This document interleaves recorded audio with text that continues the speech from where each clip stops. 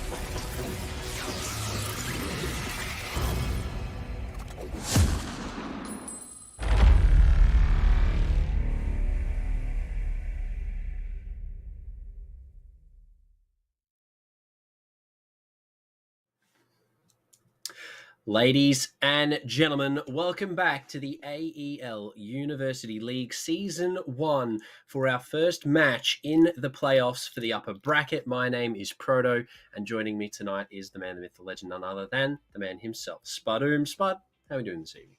I'm doing great as always, and it's really exciting to see some new teams finally make it to the playoffs. It's always great to see, new faces. We don't have to cast the same old people and the same old maps all the time, although I think they kind of missed the memo on this one. But we will be seeing familiar faces return. RMIT Black, runners-up for multiple seasons in a row, as we all know that story. They always seem to fall short just at the end. But they will be going up against Western Sydney Wyverns, who I believe haven't always made it to the playoffs and certainly haven't made it to the end before. So this will be a great test for them to see whether they can really duke it out against the finalists from last season. Indeed, it will, Spud. But before we get into tonight, as always, obviously, we would like to have a quick thanks for our sponsors. The AEL is sponsored by Predator, the gaming PC partner, AOC Monitors, our monitor partner, and RIG, the headset partner. So, Spud, going into tonight, obviously, a bit of a format change from what we've seen in the previous weeks so far. It's not a best of two. It is our first best of three, seeing as this is the playoff bracket. And we're going to kick things off with a pretty interesting 3 maps selected tonight. As you said, they did miss the the meme map Meadow, and we are going Villa Club Oregon, all 3 maps back to back. So that is pretty much OCE staple, I think, as much as it gets in terms of the map pool this evening. Yeah, Villa is really the only one that's a little bit different. It's not a chalet. We see chalet a lot, but yeah, back to Villa. We've seen that multiple times as well. And then of course we don't really need to talk about Clubhouse in Oregon. There's reason why we call it Clubhouse Oregon, etc., etc. But I'm still excited to see how these teams will give their take on these maps, especially Oregon. We know RMIT Black. Oh, actually, I believe it would have been one of the other teams that did very well on it. But yeah, certainly, given that these 2 maps are kind of staples, both these teams should know how to play, and we'd expect nothing less. It has to be the highest standard possible because, of course, you will get punished for making any mistakes. Also, looking back in terms of their records as well in the group stage, both these teams seem pretty evenly matched, both 5 wins and 1 tie. No losses for either team, so they're actually doing pretty well.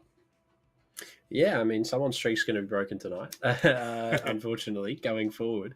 But, I mean, in saying that, it was bound to happen. Obviously, it's how things go in terms of a competitive Rainbow Six. But, I mean, going into this, obviously, it's RMIT Black versus the Wyverns. RMIT Black, they've always been a pretty decent team. We have got confirmation, though, so we're going to go and jump right on into map number 1, Villa. It's where we're going for our first match this evening. The bands are where we always kick things off, and we're going to do so again with this game. I'd imagine with RMIT Black starting on the defense, this is going to be a relatively quick one, given that their roster is kind of stacked. Can we have a flash of the scoreboard? No, you can't flash the scoreboard anymore, can you? They took that out. I guess we'll have to wait. No, you can. There you go. Raindrops, Pluto, Axe Hydra, D2, and Jin. 3 names on that roster are very, very scary to meet. Pluto, Axe Hydra, and Jin, notably. For Western Sydney, Magpie, Berry, QED, Wakame, and Vincent. So, I mean, there you go. It is a pretty stacked roster for RMIT Black. And they get defense first on Villa, Thatcher, and the good old faithful double Spaniard band here for Western Sydney to finish things off. RMIT, what are you thinking, Spud? Look, judging by the way things have gone, I expect Valkyrie just go for the standard. Oh, there we go. I called it. We're so good at this. It's almost like the casters or something. I don't know. Maybe. Yeah, I mean, you would expect that from us. Hopefully, I mean, we do it sometimes. It's a little hobby type thing. But anyway, first round here, RMIT Black AVG defense. Nothing out of the ordinary so far. Nothing out of the, I would say, maybe the normal picks. But Western Sydney, they're bringing the knock round 1, so they want to play with some interesting strategy, possibly. Maybe send that player up red, do some damage, see what they can do. In saying this, though, RMIT Black, they're most likely going to be ready for this. Obviously, Jin on the Malusi. They have Pluto with those Shuri gates. So they have utility to shut down that sort of stealthy play that Magpie might be going for. Plus, we've seen it from them before, and it hasn't really come to too much. It hasn't bared much fruit for them. So whether or not this is going to be a play worth continuing on, I guess we'll see. But it is the first. It is the first round spot, so anything's sort of open to play with here.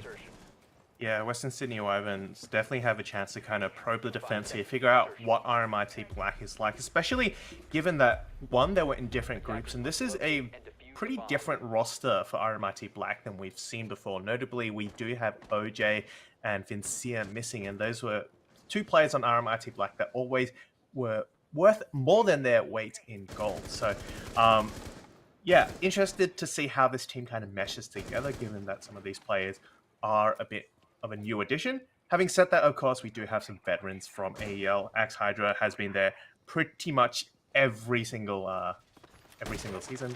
So yeah, looking forward to see how he does here. I mean, just the roster alone for RMIT Black is very much so on the stack side of the board. I mean, Axe Hydra, as you mentioned, a University League veteran Jin, arguably one of the best players coming out of LPL Evo, you know, making their way towards those top end leagues. And then Pluto from our fresh OCN team, Kraken, obviously speaks for himself. It's going to take a lot of damage here, though, as we talk about him. Does go for the swing and wins that Magpie. You can't be letting those falter. What a way to lose the first pick. Wakame will at least equalize with somewhat of a trade, but the damage has been done. Pluto does have the ability to go back to the site and heal if he can make it past the defense. The offense downstairs. But yeah, great start of the round for both teams so far. Relatively even. Yeah, I do have a feeling that Western Sydney came off a little bit better from that. They do have taken down Pluto to very low health, so pretty much you're up down to 3 versus 4 players. Still plenty of utility to work with here on the side of Western Sydney. A lot of explosive, notably, and Finker will also make life a lot easier when taking those gunfights. Mostly a study side hold, though, certainly very effective. Sorry, entry very effective at the moment. Pluto taken down. Axe Hydra finds one back onto Okame. Almost gets her second, but that LMG goes burr in the background. Vincent finally downs one QED as well. And now it's all up to Jin by himself. He does find one for his troubles on his way to a good start. 50 seconds, 1v2. Something we've seen Jin pull off before, and I would not doubt that he could do again. However, it's not a great way to start it off. He does have the heals available in the site. We'll hear the deployable camera get broken behind him, or maybe it was in study. I'm not too sure what that sound cue was. Either way, it was close by. Goes for the swing, will down the one player that was tagged up. Berry now also in a pretty bad situation, health-wise. Going to have to go for the res. I'm going to choose to stick it. Jin's on the swing round here. He's got the sound cue for both. He's going to get the first confirmation. Can he get the second? Playing close by. 10 angles. Knows that the player is back up. Hasn't got the confirmation. 15 seconds left to play with. QED is going to have to play for the plant or the kill here. Will spot Jin out inside of Vault. He's going to have to walk into the site and go for the bomb plant. He's going to choose the kill instead. Pushing on round. He's going to win it on ping. Western Sydney, round number 1. It's going to go in the... well, in the favour of the attack, but Jin, it was a close round. Yeah, I did not expect it to get down to that close. I thought Wyverns had it in the bag, that, you know, 1v3 at that situation. Things are usually looking pretty good, but definitely Jin was playing very aggressive, and given the situation, you kind of have to. There's, you know, if you just sit and wait, you're going to get pinched out, and so you've got to take the fight back to the attackers, and he certainly did that. He found the first one, managed to down the second one, and on that pickup, great read of the sound cue as well. Managed to find one more. Almost there. Almost stalled it out just on time, but unfortunately did lose that last fight. But it was definitely very, very well fought. Yeah, really well done. I mean, Jin's done things like that, and he gets away with so much because he just knows where he needs to be. He knows when he needs to peak. I mean, had he stayed in study there, peeking on that head glitch over the desk, he might have actually taken down Zofia in that situation. But unfortunately for him, player was aware, found... I'm pretty sure it was just the ping thing, you know, just walking on around. You always usually get a little bit of an advantage on, you know, not on land when you peek around to be the initiator of a gunfight. But you never know. It might have been something else. External factor, etc. Albeit a good attempt from Jin, but QED is there to win the day out in favour of Western Sydney on the attack. This map, people would argue, is more attacker-sided compared to what, you know, you see when it comes to defender-sided maps. But RMIT Black have a very aggressive defensive style, so whether or not it being an attacker-sided map is going to be an issue, I don't really think it will. Magpie has jumped back on the knock, though, and Jin is actually being sort of sherped towards the direction that Magpie is coming from. So whether or not he's able to catch Jin on the flank here, which it seems like he will. No! Jin, for the second round in a row, is going to be putting Magpie back on the cameras in the first 40. That's a good opening pick for the defense as well. And certainly that did not go the way I expected. I thought he would have his number. He was just holding the angle, but no, Jin just swings around and takes his head clean off.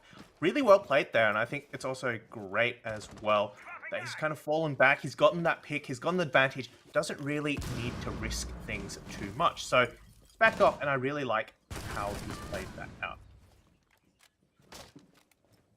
Attackers have located a bomb. Yeah, well, Pluto's there to add one as well. Unfortunately for Jin, though, his round's going to be cut short with Wakame getting the confirmation on the down. And while they may have found one, they still need to find at least one more to get a trade in. But Pluto, hailing from the OCN, is going to be the player on the main stairs with the skill to try and shut this down. But unfortunately, you're not going to connect the shots. Raindrops is there for the trade. A lot of damage has been dealt with the smoke. It's going to force the toxic canister as well. The Nitro, indeed, is going to come in from D2 to confirm QED. And Berry now in his own world. A 1 versus 3. Not too much in terms of hope really for him. A 1v3 is a difficult thing to pull off, but with D2 and Raindrops both on flickering amounts of HP, Axe Hydra is going to be the only player with 100 in the bank. 45 seconds left to play with Spud. Berry's going to have to make a pretty big play here. Yeah, we saw Jin attempt it last time. Could Berry finally pull it off as well? Does see the head, but not Apparently enough not. to actually land the shots. Raindrops faster than that. Look at him. He's just waiting right in the noggin. And that's it. Wyverns will fall. That means it's an equal round. But yeah, that was very, very strong main stairs hold. We saw two players there, both Raindrops and Pluto, and I really like how they played off each other, got the trades, all the utilities stacked up there. Really made sure that there wasn't any way Western Sydney were getting up those stairs. Yeah, no, definitely not. I mean, the trades were there at least, which was good to see for both teams. But in saying that, there was a lot of utility as well. Smokes, nitros, etc., etc., etc. There was definitely a lot for Wyverns to try and get through. But Western Sydney actually did a decent job attempting to spearhead through that push. But yeah, at the end of the day, RMIT Black, they cleaned up what they messed up on round one, made it happen, a little bit of an extension, some strategy change, and things went in their favour. Here we are for round number 3, though. It's going to be statue and trophy, the north side of the map this time. Western Sydney, they're not changing up too much. We do see the migration of Magpie from the knock onto the Finker, which arguably is probably a better choice for him, given that he hasn't had any success whatsoever on the knock. So they're just going to go back to sort of relying on those LMGs to do everything for them. We've got 2 in play, which is no surprise given that it is the current meta. The nerf is coming though, Spud. I know you talk about it every week, and it is finally happening. So rejoice yes. For Spud. Yes. But Western Sydney, they're going to rely on it for a couple more rounds here. And RMIT Black, they're going to have to deal with that problem. But in saying that, Wakame somehow almost dead from somewhere. I believe it may have been a wolf window around there. Trophy may window. Have been the spawn peeked out there. Jin already very aggressive, looking to get aggro on these windows. Can't quite find the player out here, though.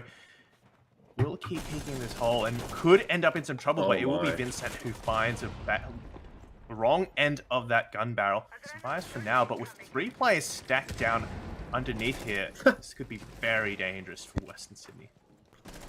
I don't know how that first impact didn't actually confirm that kill, but just, you know, walking into Memorial, the Mouse 1 metagamer, he's going to be there, but Pluto with a lovely pre-fire headshot. Going to be able to shut that down. Now, the downstairs hold for RMIT Black has had a little bit of a crumble. They've lost 2 players in the process of returning back to the bomb side. However, Western Sydney, they also trade 2 out. They do have, they don't have the Finker anymore. So Vincent is going to be in the rough in terms of his HP, but Pluto has taken a little bit of damage as well. But yeah, look, at the end of the day, good trades back and forth. A 3 versus 3 is definitely doable for both sides. Yeah, I'm not really sure who got the better end out of that engagement. On the one hand, RMIT managed to burn quite a lot of time and take 2 players out with them, but of course they did lose 2 on the flip side. C4 is taken off the board, but Axe Hydra still has 1 to work with. And a bit more damage now as Western Sydney start working this wall. And they're going to have to hurry that up because, of course, still lots of magnets left to work with. QED will get taken down. Axe Hydra finds it better of him. Almost hesitates as well, but not the second time. Fool me once, shame on me, but not the second. I don't actually know how QED loses that the LMG and, you know, the health advantage going into that just should not have been the L. But I guess it doesn't really matter. The kill goes in favor of RMIT Black. We're going to be able to get the res as well because Axe Hydra doesn't quite realize that he has downed that player. So both players in a pretty rough situation health-wise. The crossfire's been set up by the defense now. They're going to play contact here. Have to retrieve the diffuser. With only 20 seconds left, they are going to have to force the bathroom push here. They have Zed pings and the flashbangs come through. Axe Hydra, the contact swing. He's going to play for the first pick. It's not there. Pluto for the trade, though, looking for a third, possibly a fourth now. After he finds Berry, deep inside of Astro is going to be Vincent. Needs 2 for the round. 3 seconds left in play. Not enough time for him to make it happen. However, no, I say that. He does find one. Pluto playing safe. He's going to keep RMIT's dreams of that round alive and take it for the defense. Look, as unfortunate the situation that Wyverns found themselves in, they actually managed to get it pretty close. Mind you, it was a 2v3, both on low health, but they did manage to take out, well, 2 players and bring it back down to 1v1.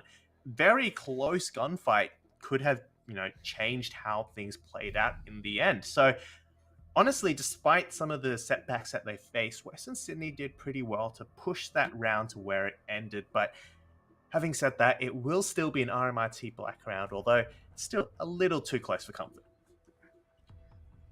Yeah, that was very close.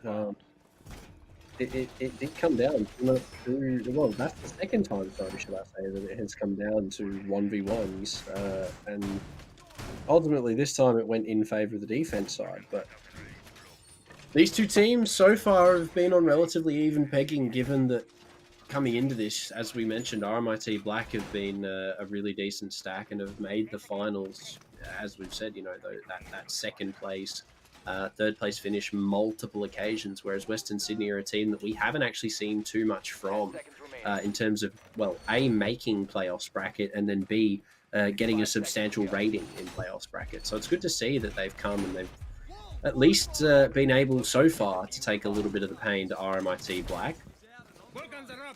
The game is still fresh though, Spud, so anything can happen. It is only 4 rounds into the first map, but yeah, it seems like Western Sydney definitely know what they want to be doing here. Yeah, both these teams are very good at getting those trades as well. They don't let any kind of team build up that advantage that can snowball. And so, yeah, it really is quite even no matter where it ends up. As we mentioned in that last round, after taking that bottom floor, it was both 3 versus 3. They got those trades. They made sure no death was unpunished. So really like to see that, and it makes it certainly much, much closer. An interesting choice for RMIT Black as well here is to not run the Pulse in any capacity. They do have 3 Nitros in play, D2 Raindrops and Axe Hydra, all bringing the Nitro utility. But no... there is no real way that they can, you know, utilize those nitros other than sound cue or other types of, you know, information, which is awkward given that Pulse Nitro is so powerful. At the end of the day, maybe it's an operator they don't like. This is a very frag-heavy roster. These players are all mechanically, you know, insane in their own, we could call it religion almost, of the operators that they like. But yeah, Pulse is just not great. Now, we do have a 3-stack laundry. It looks like they're about to possibly run in for the execution here with the master plant. With the pantry plant. That Nitro lands right on Wakame and doesn't blow him up? Hello? Nitro broken? Axe Hydra, that is a shame. But yeah, it's going to be the execute into sight. First player walks on in. Axe just completely waffles that one. QED on the entry to find one. D2 now completely alone on the site. Needs to hold on till his team can return. He's going to get the... Okay. Let's pretend we didn't see that. Jin's now in a 1v5. Can he do it? Can he do it? Has been given away. Diffuser has gone down as well. He's got this other angle to contend with, but as long as defenders don't play too aggressively, the attackers, I think they probably have this one in the bag. Does use a Goya shield to at least to at least shut one player out. Goes for the peak. Does find Magpie like this and a second. What? Go on, son! Come on, he needs one more. Make it happen, you good thing. He's gonna get all 5! And he's got the defuse! What a 1v5!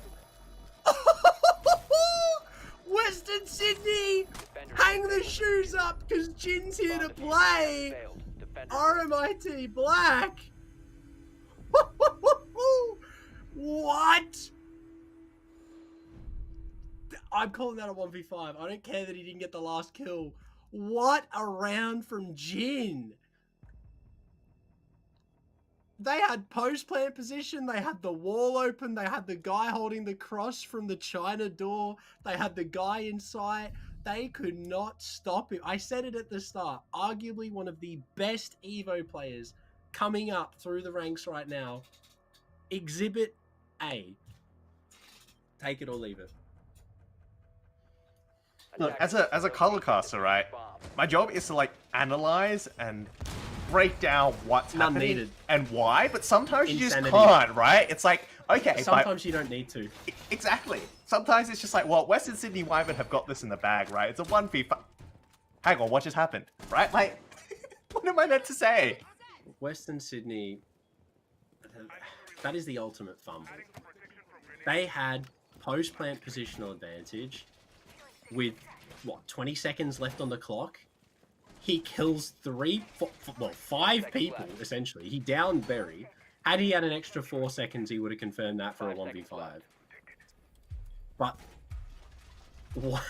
what a monumental fumble from Western Sydney. I mean, that is something that we can break down, Spud. How do they mess up that badly?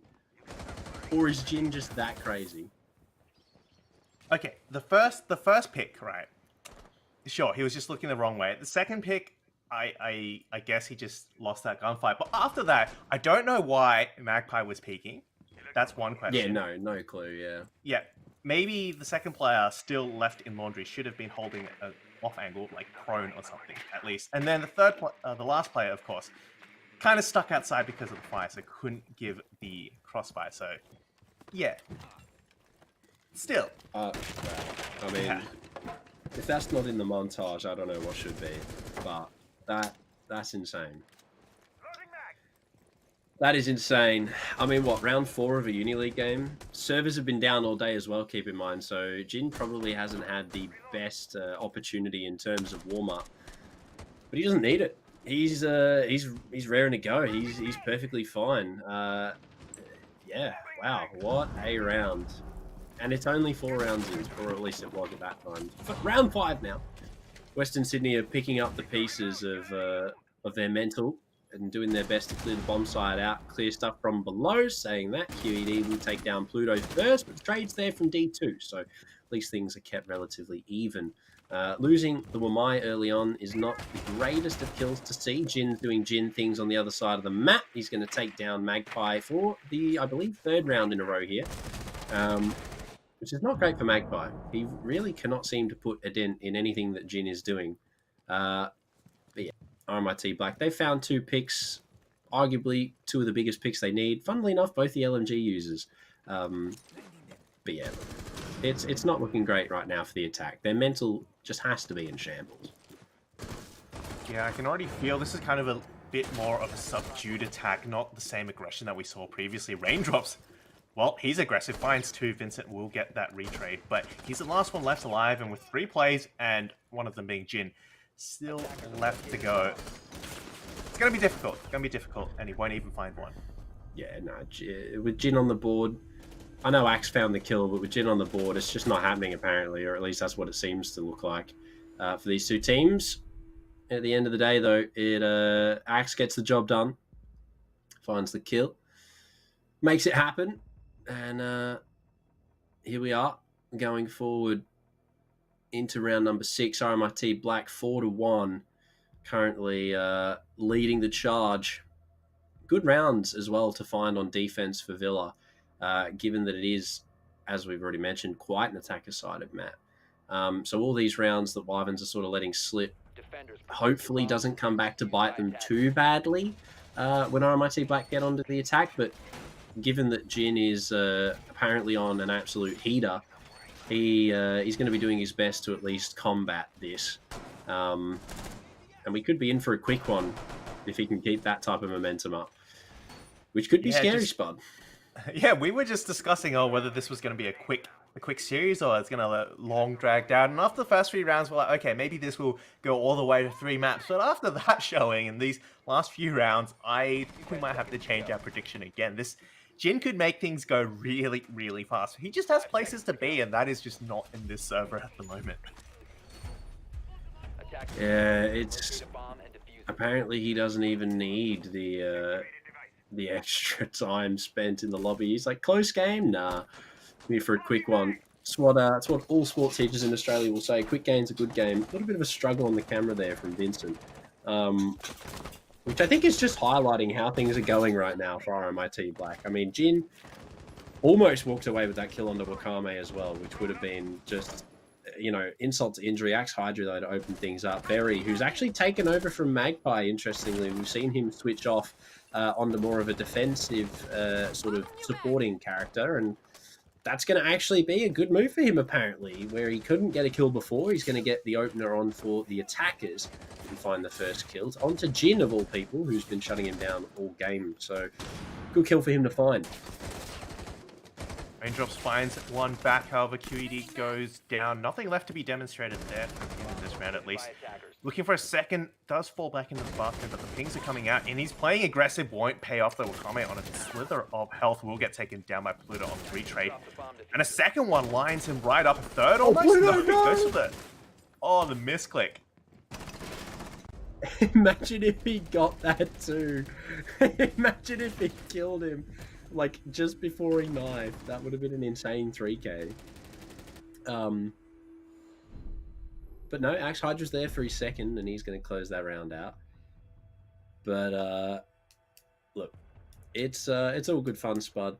You love to see it. It worked out for RMIT Black. They're going to finish the half 5-1 on the half, going into the second half now, where they're going to start their attack. We've asked for a pause, but unfortunately, I don't know if it's going to go through or not,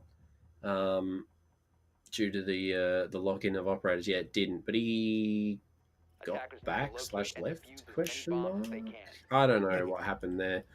It looked like he joined back. Yeah, it looked like he just joined back at the end, but I don't know if there was a bit of a fault. No, that was there. him leaving. Oh, it was him leaving? Yeah. Either way. Well, yeah, I think we're going to have to do a little bit of changes there, ladies and gentlemen. Even though, so 5-1 on the half. First round locked in here is going to be AVG defense for Wyverns. And I mean, Spud, going into the half, I mean, the mental is arguably trashed at this point. I mean, losing a 1v5 post plant and just getting reamed pretty much every round after that subsequently, minus the one round you won on round 2. How are you thinking things are going to go for second half? And then how are you thinking things are going to go, towards club, provided that they can close Villa out in a quick fashion here? Yeah, look, as you mentioned, the pattern that we've been seeing after that 1v versus 5 is RMIT seem to be getting bolder and bolder. They're playing more aggressively. They're going for those swings. Once they have that ping, they're just going for it. They are hungry. They are thirsty. You could see in that last player and that last round, 3 people were just chasing after him. He had no chance. And on the side of Western Sydney, though, they seem to have been kind of taken aback and lost their momentum. And that's definitely going to play a huge part. Whether this accidental, technical issue will give them a chance to reset, that might be the key here. Because they really need to reset, take a break, and start over again. Find the same confidence that they had at the start when they were really giving it to RMIT Black. It was very, very close. And a lot of those rounds, 1-on-1v1s right at the end. So I can definitely see if they can get back on that train, they could still take map 2 or, even this map. But for now, at least it seems this map, I think it's a bygone conclusion. It's almost certainly an RMIT Black map. I mean, just the fact that, they've been allowed to get away with so much off the start of a round. I mean, we've seen Magpie on the not killed, first kill twice. Subsequently after that, we saw multiple of the first kills going in favor of RMIT Black. I mean, Axe Hydra that round started things off on the last round of defense, started off with a kill. And then we saw Yeah, it has just really been an RMIT Black dominant side, and I don't think Wyverns have really found themselves a footing or a platform enough to actually make anything really happen. I mean, we have seen them at least attempt to get some foots in the door. I mean, we saw it round two. They had a really solid round. Came down to the 1v1 and QED won it, but that's still a round win. At the end of the day, that is still a dub. And other than that, they just cannot seem to beat out RMIT Black in any capacity. I mean, they have them just absolutely locked in terms of how they're playing, where they are, the trades. I mean, just Jin. Jin is just he's his own problem that they have to deal with, and they just can't. They physically have not been able to find that leverage, which is a shame. But I mean, it comes to show in game time, 5-1 lead heading into side two, and they're really going to have to pull things back on the defense here. Yeah, the interesting thing is on both of these maps, RMIT Black are defending first. Wyverns have chosen attack on, they've chosen attack on whatever map pick was, picked by RMIT Black. I don't know if it was this one or Clubhouse, but if this pattern for defense continues for RMIT Black, Western Sydney are in a lot of trouble. They might, be aggressive and enjoy playing that attacking side and be good at it, but RMIT Black are just really, really good right now. Defenders, protect your bombs from being defused by attackers. I mean, I still can't get over the fact that he 1v5 them. I mean, what a round. What a round. I'm still there. I'm living it up in the past. But look, we're here in the future now, or at least, or at least somewhat. But it's a 5-1, RMIT Black on the attack. This map is the attacker side, 100%. Teams will argue that it's this. Other people will say it's that. At the end of the day, it can be very attacker-sided. And we usually see that. There's probably a statistic for it somewhere. Unfortunately, I don't have it. But the castle play is a big point of interest here for me.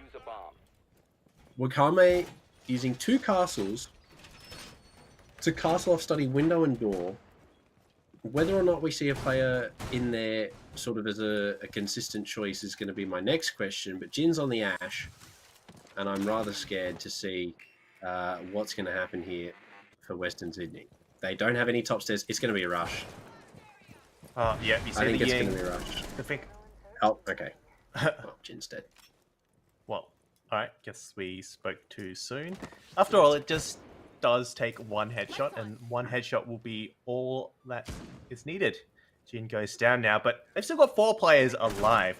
As much as Jin is doing a lot of work, that's not to say the rest of RMIT Black is useless. They've definitely been pulling their weight, and the coordination from them is excellent as well. It really enables Jin to play so aggressively and so confidently. So I still expect they can do a lot of damage, and especially with Okame down low, it's just a matter of one bullet and they can back out this player count.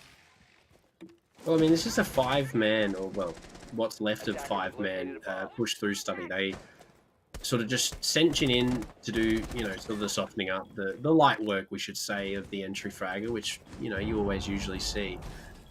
But now we sort of lost him. We're on to the remaining members, and from down below, Wakame takes a bit of damage from the nade as well to clear the bar out. But the way that RMIT Black have set themselves up here is sort of limiting. They don't have any real control. They don't have a guy on 90, so that all of these rotates and movement throughout the site is allowed to happen without any real punishment. Now, Pluto's going to be gifted a freebie. Not too sure what QED was doing there. However, it doesn't really matter. He's here no longer. And they will be able to open up the study window as well. Pop these Goyos to deny the rotates. Pluto will spot out the smoke. He's going to be forced away. There's only a minute left in place, but not too much really to do here for RMIT Black, especially with Magpie taking down 3 now in the round. Things are not looking great at all for Pluto. Yeah, RMIT Black seem to rely more on their gunfights there, and that is something we've seen throughout the seasons. Obviously, it's worked out very well for them on the defensive half. There is no doubt about that. But unfortunately, they just didn't seem to have the crosses here available to them. And that, as you mentioned, is kind of the undoing. Not a significant amount of map control. Defenders can move freely, they can do whatever they want, really, and it's really stopping RMIT Black from making any progress. I don't even blame Pluto for mag dumping there. 15 seconds remaining. He's got 3 to find. A Nitro has been ripped. It's going to force him to walk away. It hasn't been thrown out or committed to, at least. The prone angle's available. Vincent's there. He's going to find his second in the round. And Western Sydney, they're going to answer back to the onslaught that was that, well, those first 5 rounds at least. With one of their own, 5-2. It's definitely not anything notable as of just yet, but it's a start for their attempted comeback into the limelight, with RMIT Black being 3 rounds ahead still. So you're going to have to tighten things up if they want to end this one quickly and send it on to map 2. But look, Spud, it's only the first round of the half, so we don't know what's going to happen yet. RMIT Black may have landed the first punch, but Western Sydney aren't quite down yet, and they've certainly shown us that they're still capable of putting up a really good fight. That last one pretty much in control of Western Sydney the entire round. The question now, of course, is whether that was just a glitch or a freebie from RMIT Black. They just got a little too antsy, a little too confident, just ran in. Are they going to now scale it back and decide, okay, now we're going to play properly, or seriously, quotes, right? And actually try to take a bit more map control before going for these executes? It's going to have to be something, right? Because if the change isn't there going forward for RMIT Black, if they can't make the adaptation, the rounds are going to sort of come together very quickly for them. Well, for the defense, rather, should I say. And then Western Sydney equalise, we go OT maybe, etc., etc., etc. I mean, you said at the start, both of these teams are 5 wins, 1 draw, 0 losses. So in terms of their, well, you could say skill comparison, both teams are very, very close in terms of what they bring. So whether or not that's going to be a real issue for RMIT Black is the big question here, because attacking is always the harder side. Yes, it's an attacker-sided map, but attacking skill-wise is always the harder of the two. Oh, Pluto. I was about to say, does the smoke even know that the Twitch drone's there? Thankfully, it is cleared out, though. But it's a bit of a slower round for RMIT Black this time. Oh, he's so close. Come on, just forward a little bit. Yeah, raindrops with the scanner. What a way to start the round. First kill. Pluto's dead, though. Yeah. I want to see how this closet hold works out. Like, it's not, we haven't seen it in a while. Teams usually don't prefer to play in there anymore, but yeah. Well, Western Sydney are going to go for it. They've actually fallen back, and Raindrops will find one. However, Palmer finds the trade back. So no closet presence anymore, but half of the round gone, but only 2 players remain for Western Sydney. Yeah, D2's there with the trade, and Vincent and Wakame now the only 2 players left, and with Jin on the board, as well as Axe Hydra actually, he's been pretty scary this game so far. I'd imagine things are about to get pretty spicy here for the defense. They do still have the 1.5 on the UMP, or at least you would think that that's something to flex, but going down for the main breach, Axe Hydra on the cross to take him out, and Vince is the only player left. He's going to take down Jin. That's a big force off the board, but can Axe and D2 close it out in the situation that it is? I'd imagine. Probably so. They do still have to get the diffuser down. They have the B site locked here in, and the ability to plant is there. They're going to go for it. They rotate on round. Vince is just taking his time. He's waiting for the push, but they're not going to commit to sending a body towards where he's playing. The bomb going down. The swing from D2. RMIT will lock it out and put us on match point, Spud. 6-2. Yeah, that was a great rotate there from Axe. Realized that, well, the player's kind of locked over there by the statue, by that landing area, so I'm just going to bypass him entirely. And of course, once you get that sound cue from the pre-fire, you know where he is, and you've got an LMG to lay down all that suppressing fire. Started off well for Western Sydney, I think, but started falling apart once Raindrops got that first pick. They never really got that player advantage back. They couldn't quite find it as the kills kept coming in, and then by the time we got to, of course, the end, map control had been pretty much lost, and yeah, not much Vincent could do there. Unfortunately not. I mean, positionally, he was in a half-decent spot, but given that the site was completely forfeit, and RMIT Black were pretty much just allowed to do whatever they wanted in terms of planting and holding crosses, it was relatively easy said and done. And you can't really blame them too much for taking that control and just playing the crosses. They don't need to get aggressive. They don't need the kills. They're just here for the win. 6-2. They're setting themselves up pretty well here. They only need 1 to win it out. Western Sydney need 4 just to have a chance at maybe winning the game, continuing on into OT. So whether or not we see an OT here, Spud's a very big question. It's whether or not Western Sydney can make something drastic happen, because provided they don't, it is going to be a very quick game. D2, an interesting pick onto the Carly, but it's probably just going to be for the main wall because they are only playing the Bandit Mute. So both of these are really easy to clear out with the C. What's their ability? The Lance. And they have the IQ as well. So it's not going to be tough work for them here, I'd imagine. Oh, that's another player on their phone. Oh no. Wait, I think this is concrete. I think this is concrete. No! He gets a second doing the same thing. The trade's there, though. No. Oh, my God. This is the first time I've seen it used so often. Usually, you never see that. Oh, Magpie. He's good for 2. Takes down Pluto as well. I beg to differ, Spot. I see when IQs are played, they're usually played really well. Right. So, I mean, well, you'd hope, right? You'd hope. You'd hope, right. But even if that isn't the case, Raindrops has definitely done an insane job. 2 picks. He's good for both. He's 2 for 2. But I don't know. Must be the ELO I'm in, right? People don't use cameras and all that. Yeah, maybe. I don't know. That's a rank thing, Spud. So far, though, pretty good map control from RMIT Black. They've got this master bedroom, and they've got the utility off of it, so they can start opening up that wall. Bathroom as well, prevent any player coming back through on the flank. So, yeah, really liking how this is working out. Jin takes down Magpie, but Wakame's there to trade out onto D2. So, make it Jin as well. A 1v3 here for Axe Hydra. He's had a pretty good game so far. On the ace, has the gun. Definitely has the skill. Can he get the job done, though? 2 players close to the main breach, the AK-12 in hand. He will spot 1 on the cross back to Trophy. But he's got too many angles to cover. Bathroom is open. So is this main breach, as well as obviously the cross to Bathroom. A lovely flick onto the head of Vincent. Not very long for this world. 40 seconds to play with the reset of the Aruna Gate for Wakame, and no real way for Axe to burn it. He's going to have to force the main breach all through Bathroom here. He knows there's a player close. 30 seconds on the clock. He has to play with something. But with both Shuyi Gates active, he's going to have to force a fight somewhere and take some of this damage.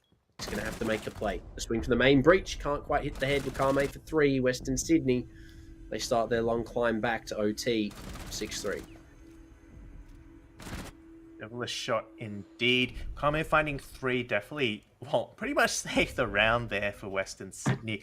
RMIT Black, as we mentioned, had a lot of good control. They had the tools they needed, and the utility was cleared out to start on that execute. But of course, they hadn't gotten rid of Wakame, who is just playing on the breach, and with that Roni in hand, remove the heads off 3 players just like that.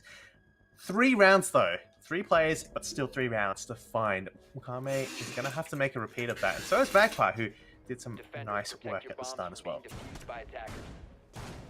I think switching Magpie off frag onto support's been the best thing that Western Sydney have done this game. He has had an exponentially, bigger increase of frag, well, just KDR. And even his utility usage improved when they did make that switch. So it's definitely one of the better choices they've made in this matchup. Just giving Magpie the ability to go off and do pretty much whatever he wants. In terms of, roaming and stuff. A lot of drop and go utility as well. Goyo, mute, operators where he doesn't really need to be relied on too much is, I think, really a thing that he's doing well with. He has seen a sort of an exponential increase in kills. And just the play style change, I think, has been very beneficial for him.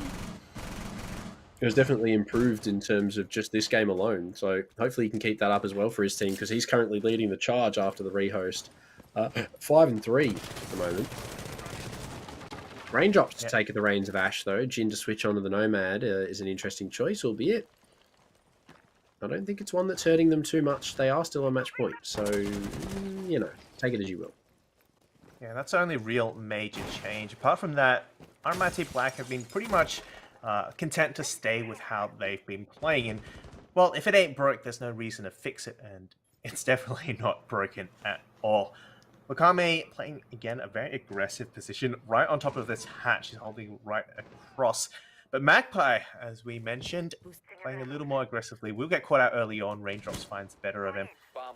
And with the heals coming back up, not much done by Western Sydney.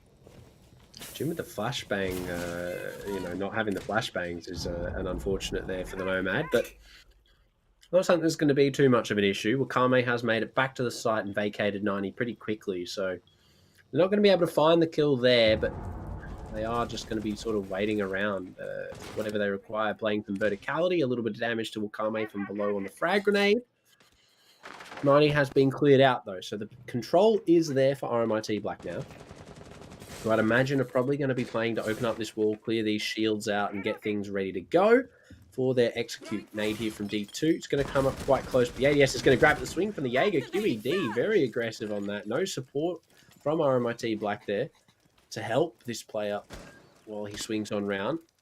But, I mean, there's still a minute in play, so there's plenty of time for both teams to do as much as they can. Great. That well, Western Sydney seem to have tamed that urge to swing a little bit there, and I think that's for good reason. Of course, you don't want to be taking that fight against that LMG.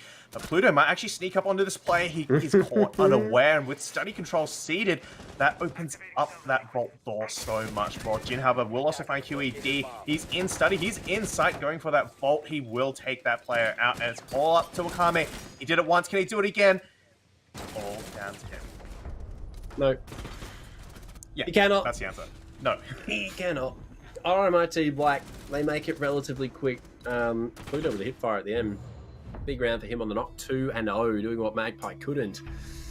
What a way to close it out. Jim with 2 as well. I mean, look, Spud, a game like that, 7-3, I would say is still a very respectable effort from Wyverns. They gave it a good go, provided that Jin has been on an absolute heater. But even just saying that, yeah, Jin might have ended up going 11 and something in the end. But, you know, the 1v5, notable. You love to see it. But the rest of his team definitely picked up the slack. I mean, when he was dead or when he was off doing other things. Axe Hydra clutched a couple rounds up. We saw huge things from the rest of his team as well. I mean, the utility usage, really, really good. Raindrops on the IQ, 2 kills through the floor, no real risk, freebies, right? Insane. Very well done from RMIT Black, and some really good siege on Villa. It was pretty much just basics, really good clears, really good defenses, and ultimately a 7-3. Sending us to map 2, what are we thinking, Spud? Obviously, we're going to club next. And given that that was a very back-to-basics game, I mean, what are you thinking going into that second map? Already with RMIT in the lead. Look, we talk about basics, and I think there's no better map to demonstrate that than Clubhouse. Clubhouse is where it's, you know, basics 101. It's where you go to learn Siege, basically, and you need to know what you're doing. So if all the basics are falling in favor of RMIT, then I'm afraid that Clubhouse might go the same way, if not even better for RMIT, because we consider Clubhouse usually the, you know, defender-sided, so to speak. And if RMIT can do so well on, you know, an attacker-sided Villa, what are they going to do on Clubhouse? That's where I'd really worry if I were Western Sydney, and they have to find something. At least a mental change is needed, because RMIT, if this continues, yeah, it's going to be a quick 2-0.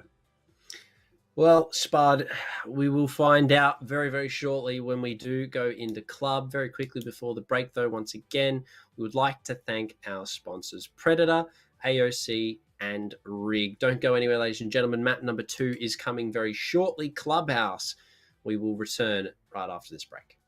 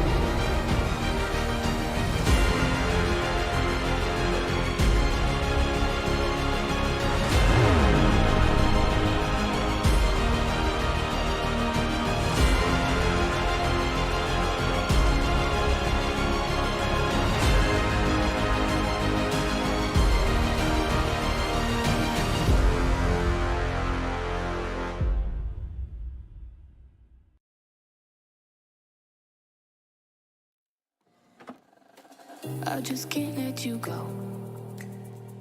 Lord knows that I've tried to. You said I was the only one. No one likes being lied to. You made this mess and left me with the pieces. Now I wanna burn all the bridges between us. I can't focus, I can't forget. I've been thinking too much lately. I just need to clear my head. I just need to clear my head.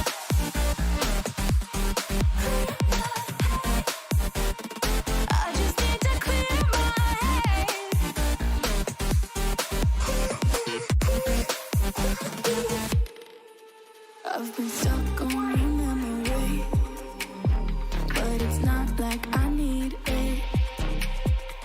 And we may have some history, but we don't have to repeat it. You made this mess and left me with the pieces. Now I'm gonna burn all the bridges between us. I can't focus, I can't forget. I've been thinking too much lately. I just need to clear my head. I just need to clear my head.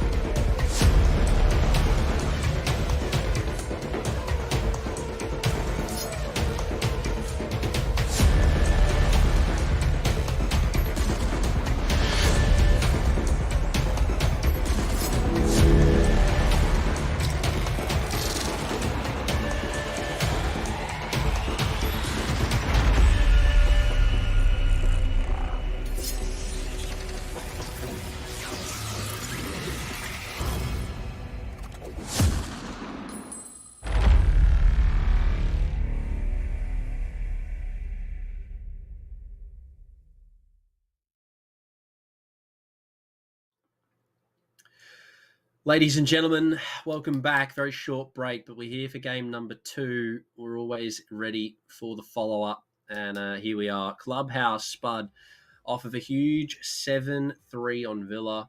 We go forward to map number 2. RMIT lead. What are we thinking? Yeah, look, honestly, I said it before the break and I'll say it again. I really think this is going to be RMIT's map. Just based on the way how they played that previous previous map, Villa, and the way they were playing their defenses, yeah, I just fail to see how Western Sydney, if they don't find some huge monumental shift, how they're going to be able to come up against RMIT's defense and do the same thing and expect to get away with it, because they're not. RMIT are just running rampant, and yeah, I don't know. I don't know what's going on with Western Sydney right now, what they're thinking, but they have to be thinking, because this isn't working. Yeah, something very drastic happened in that last game. I mean, allowing Jin to 1v5 is just shattering. Mentally incapacitating. It's a round that should have been yours, wasn't. It's daylight robbery. But going forward into Clubhouse, obviously, depending on who starts on what side, we will get a confirmation of that very shortly, who is starting on what side. But, I mean, provided RMIT start on the defense, it's going to be pretty scary. We're going to find out, though. Game is starting now, so we're going to jump on the game stream. Starting on defense. And yeah, as always, we're going to start off with the bans. We'll find out very shortly. Yeah, they are. Okay, yeah. So all right. Yeah, look, defender-sided map, team that's already 173, plus Jin, plus Axe Hydra's clutch ability. I don't know, man. It's not looking good. Yeah, I mean, just going back to that 1v5, that was certainly a pivotal moment, because before then, it had been fairly even, right? Like, yeah. Down to 1v1s, could have been won by Western Sydney. It was close, and then it just falls apart like that. The mental is so important in this game, especially if you're playing aggressively when you need to have the confidence that you're going to win your gunfights. And after that, boom, things just slid for Western Sydney, and they've got to find a way to pick things up. Yeah, slid, I think, is definitely a great term in use, but either way. It's the ban time now, Spud. Thatcher Hibana to go. Not usually the ban you will see from the attack in terms of the Hibana, but definitely a valid one. Cade as well to follow, kind of a necessity when you ban out the Hibana and Thatcher isn't in play. Otherwise, Maverick is going to be having a lot of work to do, and Valkyrie obviously to finish things off. A relatively straightforward banning selection here from these two teams, bar the Hibana, which we don't see too often, but we do still see it, so it's not completely negatable in the whole aspect of the bans. But RMIT Black on the defense, CC Cash is where they're off to first. The double hard breach being implemented already by Western Sydney. Whether or not they're bringing any secondary hard breaches later on, or what the 6 pick has for them here, is a different question. Jin will get random picked the alibi, though. So don't know if that's going to be part of the strategy, but whether or not it pays off for him is going to be a different question. I'd imagine it probably will. But yeah, look, Spud, round 1, Clubhouse. RMIT already have a good lead, so we're going to find out if they can continue that. Yeah, sticking with very similar lineups in terms of operator pick. They haven't really done anything seismic or big shift. They're sticking with what works. And they've got a very well-rounded lineup. They've got the wall denial in the form of Axe Hydra on the Bandit. He did a lot of work with Bandit, so great to see him sticking that. They've got the grenade denial. They've got some extra health as well from Raindrops, who also, again, played very well with that, 5 seconds remaining. that Thunderbird. So, yeah, the only one we haven't quite seen yet is Jin on the alibi, but he's got the utility and he's definitely got a great gun, the 1.5 on the MX4. It's just different, right? So, I expect to see big things from him. I mean, Alibi is such a fragging character as well. I mean, you give someone Alibi or the MX4 Storm, it's pretty much just begging them to go and find some freebies, and given that Jin's already found a few in these last couple of games, it's an interesting prospect to see him on that. But playing close to the main wall, he wants to get aggressive for a pick here, and whether or not he's going to be able to find the foot of the Maverick is a different question. But switching the rappel, the sledge moving away so that he can hold the long angle, but they're opening up on the back end, so it's going to be a bit more difficult for Jin to find this kill, and given that Sledge is on quite the way away, whether or not he's actually going to spot Jin in this position here is a different question. But the wall opening is a little bit scuffed, to say the best. So this is going to force a thermite charge to be used here by Chaos. Oh, they've actually had a sub. I just realised, Spud. We've had a sub for Western Sydney. So the Path of Chaos, spelt weird. Sorry if I messed that one up. I do apologise. Thermite, we'll just stick with that. He's going to come open the breach, or at least he's going to have to. Where is he actually? He is nowhere to be seen. I don't think. What's he doing over? Ah, all right. That's a bit of a debate there. Maybe they're kind of expecting the pressure from this main wall, but he will be coming from the back site.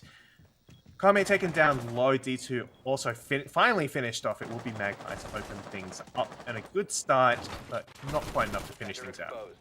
Oh, so close for Jin. Had he just pulled down a little bit, he would have actually been graced with that kill. Fortunately for him, though, didn't connect. Nade from below, not going to do too much damage. Just a little bit too far away from green box. So Raindrops is going to persist in this position. Second frag grenade to come out to try and clear him out. But look at the damage just being done. Yes, the first kill goes in favor of the defense, but QED pushing up on close and Axe Hydra.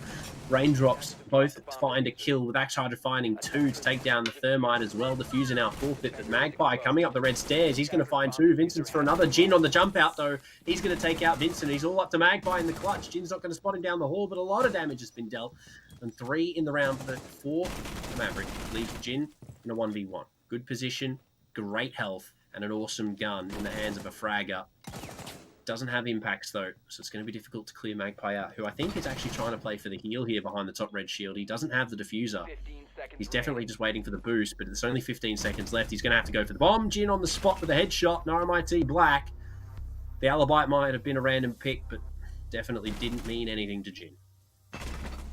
Sure if that was a 1v2 or 1v3, but that doesn't matter. He killed everyone and won the round. That's all we kind of need to know, and that's all RMIT Black really cares about. And awesome breakdown. Yeah, essentially. Cool. Jin, press mouse 1, win. There we go. That's my caster job done. All right, we can move on. But yeah, like, I think, I'm not sure if they intended to leave that main breach wall shut. I feel like they were meant to Maverick trick that and send the Thermite to open the con wall, but I think they stuffed that up, and that may have ruined their chances of a successful attack there, because even if you're going for a back tech, right, you still need to open that wall to get some crosses and add some pressure, but because they didn't, it was just a funnel through the single wall. Single door, actually. Yeah, single door. I don't even know what was the go there for the main breach. I mean, yeah, Magpie on the Maverick, he can shoot, but he can't open the wall.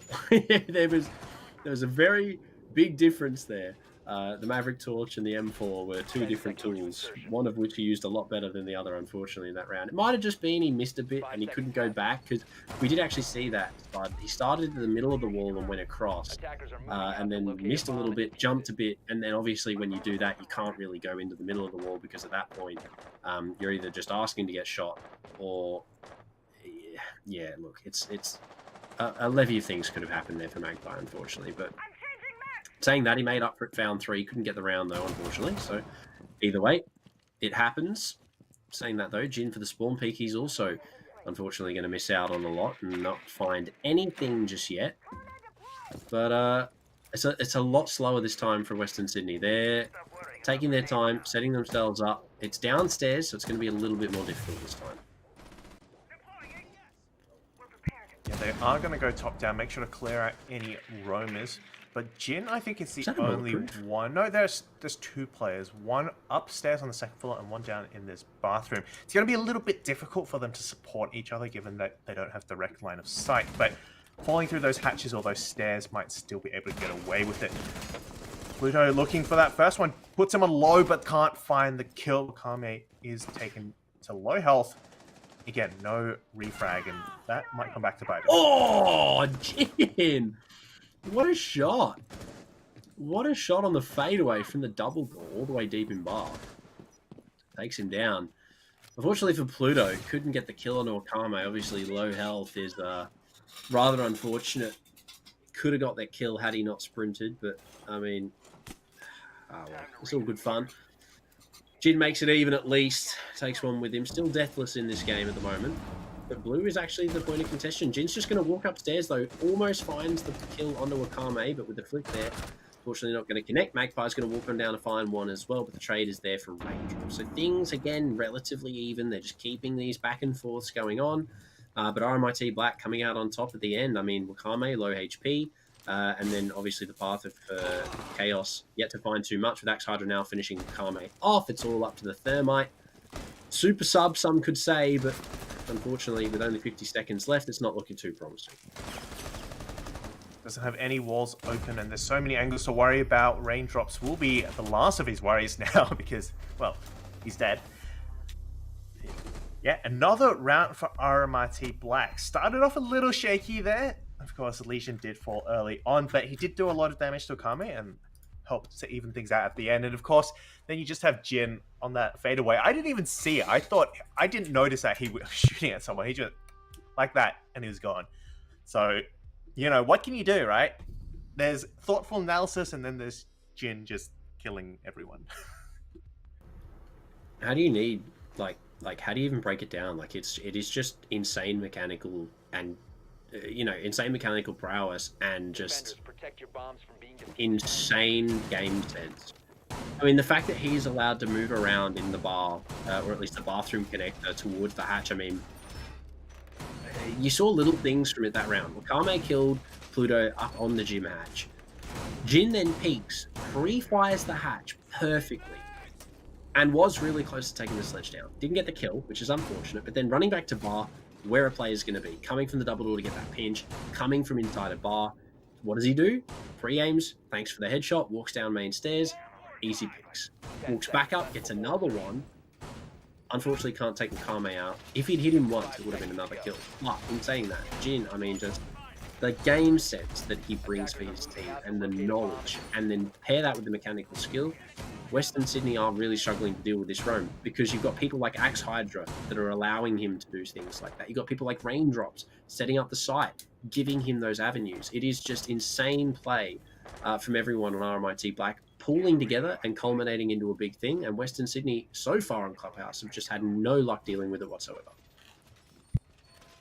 Just a couple of misplays there as well from Western Sydney. I distinctly remember Magpie pushing down Blue by himself, and he got 1-2 picks even, but he's there by himself. There isn't really much support, and there's no pinch coming through from any of the hatches or any other sort of pressure, and that means once he gets traded out, that's it. There's nothing more to be gained, and I feel like that was a bit of a misplay there from Western Sydney because it was still a very winnable position. What? Okay, whatever, winnable position or whatever. He just No. Okay. The SMG-11 is not built for that, ladies and gentlemen. But it did it anyway. Magpie, you got to win those, buddy. You got to win those. Was he on the roof? No. So the first player was on the gym bedroom window, tucked in. Just, right there, in the corner, tucked in, holding the peak. Raindrops was all the way in the back of CC, and he hit the shot from all the way deep there. He's going to get down here. He almost killed Vincent as well. But he's actually revivable. I say that. Wakame there to finish things off. So, a lot of damage dealt. And Pluto actually taking a lot of damage too here. Somehow not dying on the Logi hatch. But minute and 10 left in play. Not too much time for the attack to play with, especially with Jin taking down Vincent now as well. Yeah, I was a bit concerned that they've chosen just to bypass this cash position entirely. Raindrops has already done a lot of damage, and now Jin is back for seconds. This is really going to hurt Western Sydney Wyverns unless they can successfully isolate them and make sure they don't have an impact. But if you keep, hanging out at that gym bedroom window, you're going to feel the pain. And with the thermite down as well, and I don't know if he even got the breach open. Yeah, look, he's right there again. What are you doing there? Yeah, you tell him, Jin. Oh, it's just... I mean, this side...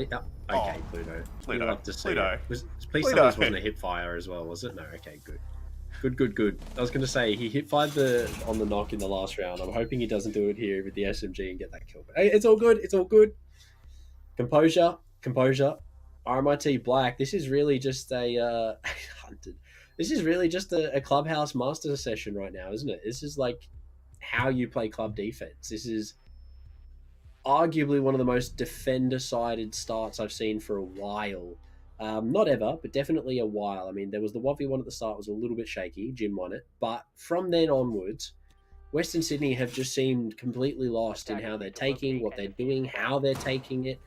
I mean, you know, 3 players, I think, all up, or no, sorry, 2 players all up died on the master balcony. They had no cash presence. They didn't even have the cash wall open, which just hurt them so much going forward into that round. And, you know, we see it reflected in the score, 3-0. And it's a full flawless site rotation for RMIT Black. They're straight back to CC Cash. And Jin's sticking this alibi. It seemed like a random pick at the start. Don't get me wrong, it might not have been, but it's definitely paying off so far. 10 seconds to go. Yeah, maybe he just chooses who to play at the start, which is like random, and then it's like, oh yeah, it's working pretty well. Stick it, no worries. And there's no other word to describe it. It's just working really, really, really well. He's 6-1. He's died once and gone 6 picks in the meantime. Damn. Yeah, it's pretty good. He's really good, but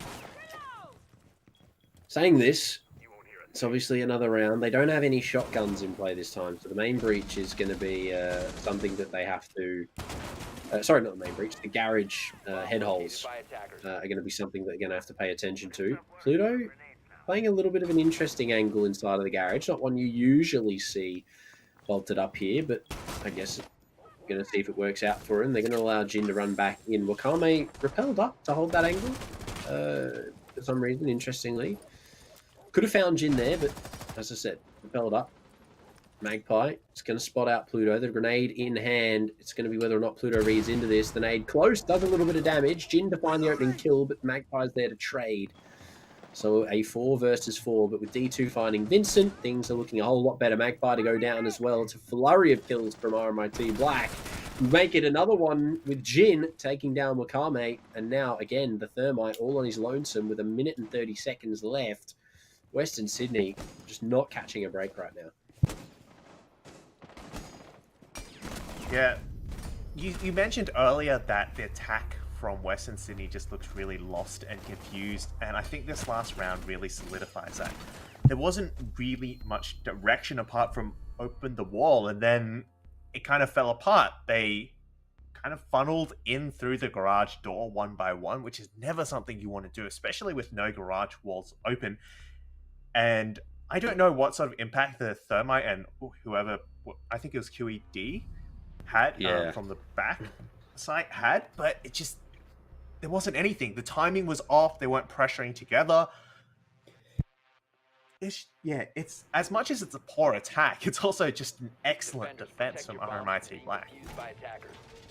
Well, I mean, other than the 1v1 that we saw, we haven't really seen too much from Western Sydney in this map so far. There's been no real flair from them. Like, they haven't really been able to push anything at all in regards to making it anywhere near the bomb site.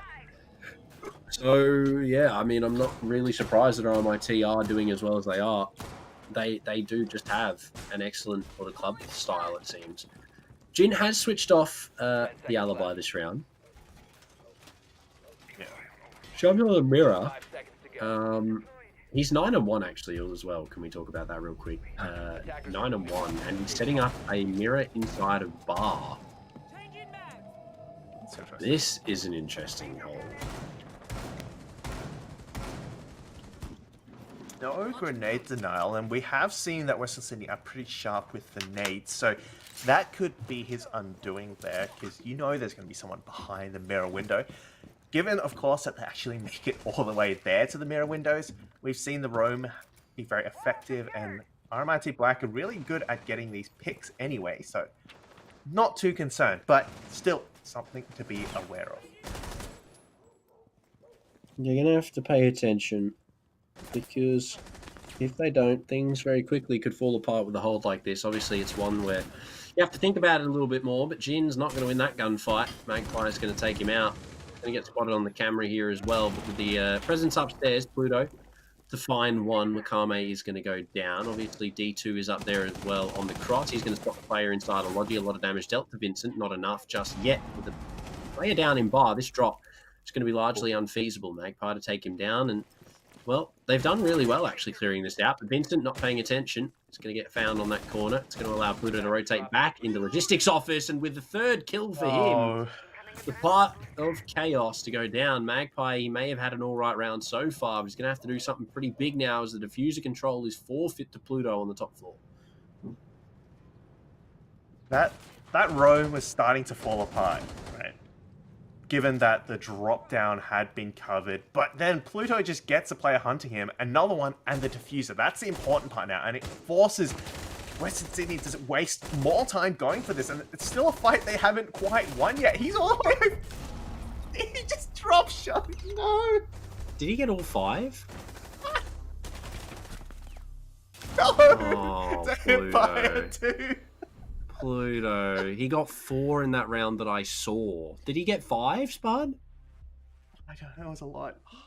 Can we get a confirmation on that? No, he didn't. I think he already had 1 kill, so he got 4 that round. But still, yeah, he got 4 that round. So even still, 4 kills in the position that he was left in. What? How are they letting this happen? I mean, it looks so good for them. So much was looking good for them in that round, but then it all just crumbled. As soon as Pluto got that control. Wow. What a round. Yeah. Great round from the defense.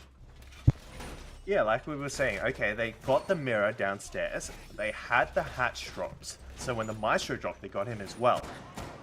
But the Vigil just hung out there. And again, that's not something you usually expect. Usually, that was at, what, 1.5 minutes or something. No, it wasn't. I'm not quite sure. But by then, you usually fall back. But he got the diffuser, and that's a key point as well. And he just hung out there. And he just won all these gunfights. And as much as you talk about, you know, all these crosses and coordination and retrades, sometimes it just comes down to pure gun skill, and when you have pure gun skill like that, it's really hard to win. It is. It just highlights to the level that these players are on as well. I mean, an insane level of show there from the defense, especially Pluto on that roam. But again, it's just a highlight. It's a thing of small. Jin has gone down early on, as well as Magpie, taking now D2 to the grave as well. So the GN from Jin himself sort of highlights that might have even been an insane kill. But it's a bar hold of all sides, Bud, which is something rather interesting. But Pluto actually wins that fight. Magpie. Excuse me? What? How do you lose that? The nade to follow. Deep into the site. They're going to get the wall open from the cross where Kame's there as well.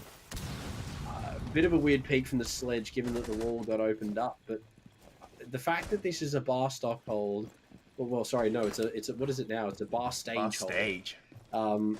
They've actually done really well holding this, getting it down to a 2 versus 2 now as Pluto finds another one.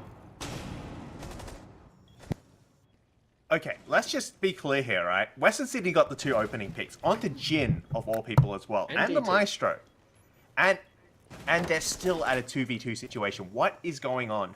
I really don't know at this point, Spud. It's really hard to say, because this is a round that arguably should have been won a long time ago. Now, the bomb's being planted. It is going to be Pluto going for the Remadash rotate, but he's not going to get too far. They are going to spot the defuse. He's going to get down on the cross. QED is going to take a lot of damage from main, but they got the bomb down.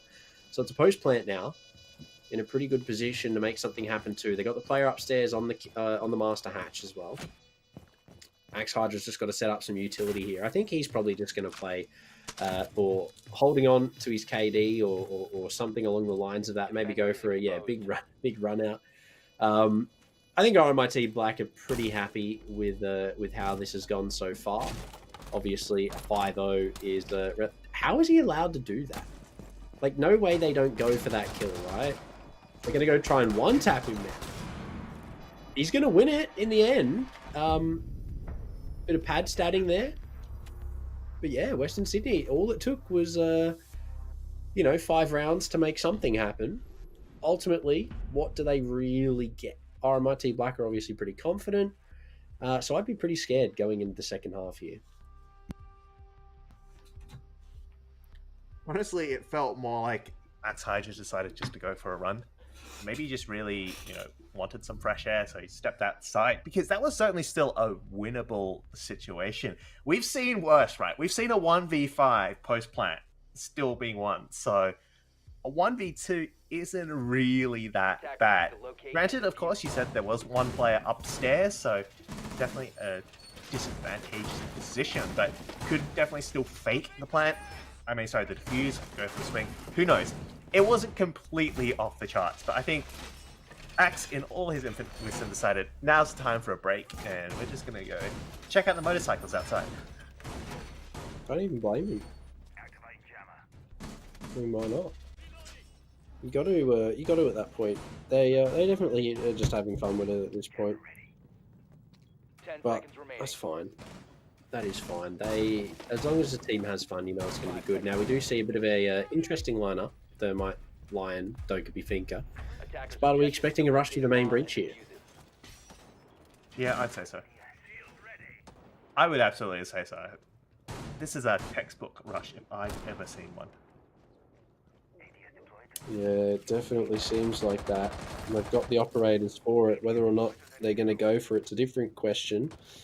Provided the rush plays usually aren't the ones that work out, but with all these people on the main breach, the bandit tricking is something that's going to slow it down. They're going to have to clear this player out either from below or up the top. The level is going to be used to try and clear the wall, but the bandit charge is there. It's going to deny it relatively quickly for Magpie. He's doing a good job so far, but he's got the wrong side. Is the charge going to go off? No, the charge might not. It won't. Both have been tricked. Flashbangs and everything aside, it doesn't matter. GG, well played for Max Hydra. It's going to be a garage rush possibly. But that just shows how much, how important Bandit can be in just holding a site like this. But from below, QED on the cross, Jin to lose that fight. Chaos as well. Unfortunate there. They knew it was going to happen too. Yeah, that's a shame. Well, I think this is going to be a fairly one-sided round. If they still win this, then, at that point, Western Sydney are really seriously trolling. Will he at least land the no-scope, the 360? Come on.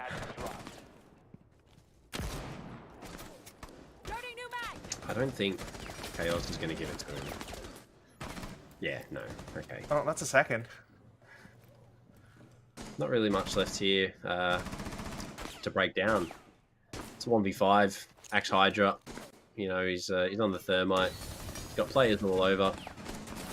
Gonna go for a push somewhere, or at least play for one pick or two, but it doesn't matter. Kame's there. A flawless round from Western Sydney. Whether or not that was a sort of a well, I don't know, something in regards to maybe the meme side of that round. It's a different question, but we saw this on Villa Spud. 5-2 is not the end of the world. Obviously, they are still 3 rounds ahead of the competition right now. So whether or not they now choose to go into more of the standard gameplay is a different question. Jin's on the Nomad, whether or not he sixes that off. He hadn't quite locked in just until the end there. But Axe Hydra on the Amaru and the Blitz from D2. Both interesting picks. Attackers need to locate and defuse. I'm going to go with no, they're still going to rush, or do something memey at least. I mean, Blitz, we don't see that often, is one way to put it. And the Maru certainly... Yeah, or maybe if the Maru brought secondary hard breach. Could work. Does she have secondary hard breach? She does. She has secondary hard breach and flashbangs. Wow, you'd think I'd know that by now. You think? Maybe they got the... Oh, maybe they got the Gym Hatch. That's the play. True, but the Dokubi has been bought here instead of the Blitz from D2. I mean, if it's castled up, right, and so is a window, it's you could make it work. You definitely could. I mean, getting the bomb down in like the hard corner on the left would be like a half decent strategy actually. But in saying that, we haven't seen Jin with a kill in 3 rounds, which is a bit unfortunate for RMIT fans out there. He's going to go straight up to the roof though, beat his team there. It's a gone 6 onto something, the con window maybe, not too sure where that was. Possibly off screen. But it's going to be a Logi 5-man drop. There's no Nitro close by. The drone has been shot out. Are they going to go for it?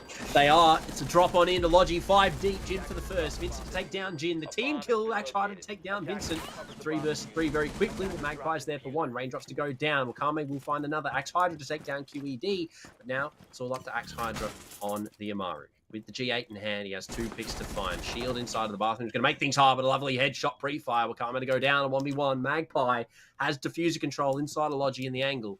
The drone in play for Axe Hydra. Does have the Gara in hand. Will spot the Bandit on the cross. Some damage dealt, not the kill. Axe, can he do it? The 1 versus 1. He's got the time. The drone now for the information. He knows he's on it. The Nitro to follow from Magpie. He's going to allow the walk into the site. On the left, though, Magpie's made the rotate. Does Axe Hydra know? I don't think he has the information. He's going to hear the prone, but no, from behind. Unfortunately, Western Sydney going to close out RMIT. Such a good attempt from them. Honestly, I'm fairly impressed by how well that actually worked out. It was down to 1v1 with a team kill, mind you. So it very well could have been a 2v1 there. And RMIT Black could have gone to match point off the back of a Logi hot drop. They should have. They should have, Spud. Just wasn't in the cards, unfortunately. Close, though. Axe Hydra almost made it happen. In saying that, though, Magpie playing rather passively in the position with diffuser control, interestingly enough to say. But, I mean, he clutched it, so there's that. He's at 12-6 right now, which is an infinite improvement from Villa. So I think this style shift has definitely worked out for him a little bit. You know, having that entry fragging role was definitely not doing well for him, but put him on the sort of more flexy sort of support role, he's doing a lot better, which is really good. So it's good to see for Western Sydney. They're still trailed by 2, and I'd imagine RMIT Black are going to pick things up here. They've got a bit more of a serious lineup this time with operators that we would usually see. Jin did get another kill that round, so he's back in it a little bit here. But I mean, that almost could have been an Axe Hydra clutch. It was close. But yeah, unfortunately not there today. Oh, that's unfortunate. Where was that? That was construction from the kitchen. Yeah, kitchen door. Sorry, kitchen hallway door. Well, I know RMIT Black are going to be mad about that, given the freebies they've been handing out so far. So I expect RMIT Black will rein in the memes a little bit and start to play a little more seriously. Although, yeah, it's a 4v5. They've won back from worse, so I'm not too concerned about them. And after all, Jin is still alive, so, you know.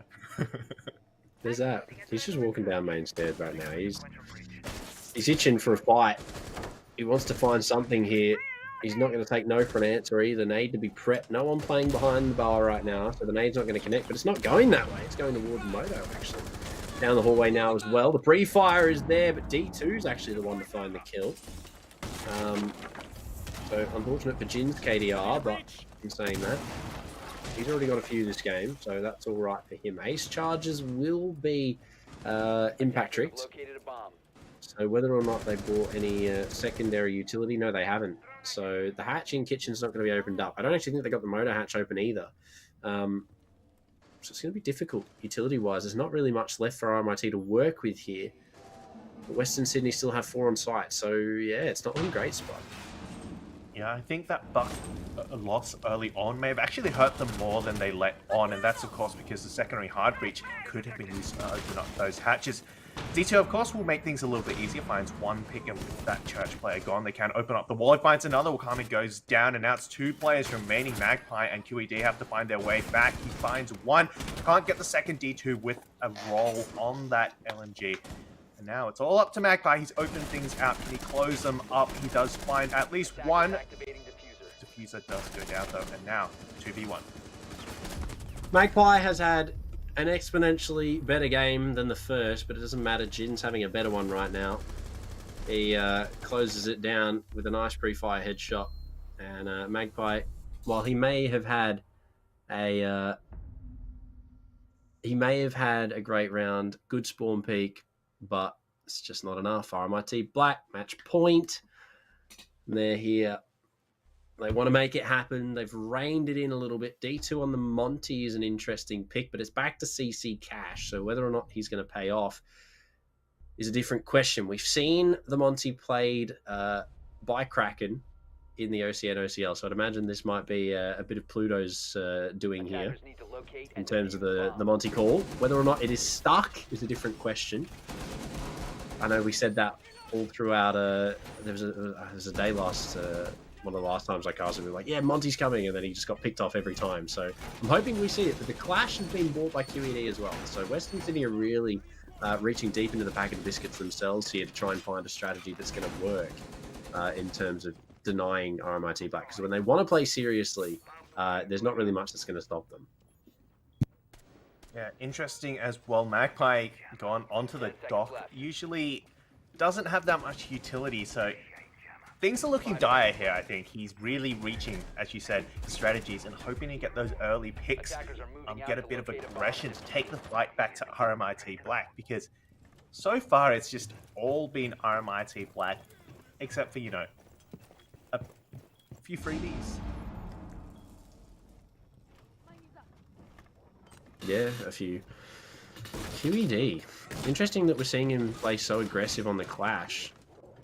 But that is going to be pretty much to directly combat this Monty from D2. They're obviously with the ability to zap and do, I think it's 5 damage per zap is going to be the choice. But with Jin going down in the start to Magpie, he's going to be able to heal himself back up as well on the dock. And it actually looks like they've got three or so players inside a garage. We've got Magpie on the downstairs. We've got 2 players in the rafters right now.